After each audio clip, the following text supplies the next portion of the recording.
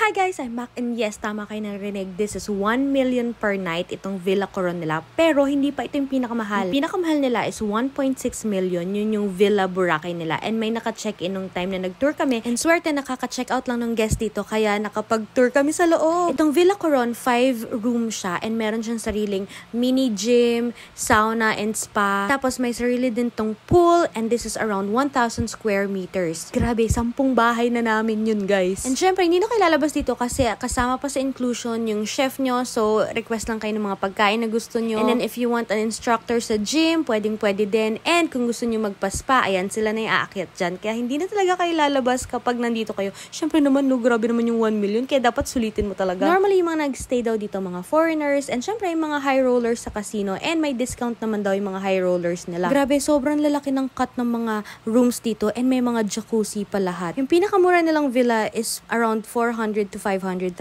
ata. Room tour ko kayo dito sa isang room ng Villa Coron. And grabe, diba, entrance pa lang, ang laki na agad. Tapos, dalawa lang yung kama dito. Pero grabe, dalawa rin yung CR. Tapos, yung isang CR, ito, sobrang lawak. Ito yung literal na restroom kasi parang pwede ka mag-rest sa sobrang ganda.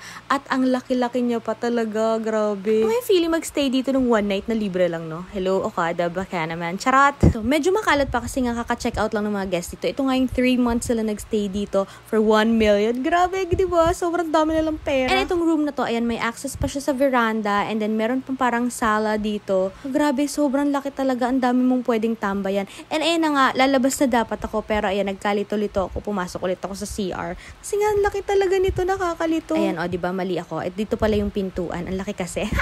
So, ayan, may pintuan palabas. Tapos may another pintuan ulit papunta dun sa my hallway. And check naman natin yung isang room naman. Dito naman yung, sabi ni ko yung tour guide, yung Emperor's Bed. So, syempre, i-feel natin yung Emperor's Bed. Malinis to kasi wala daw gumamit nito. So, tara nga, try naman natin. Actually, parang pareho lang naman.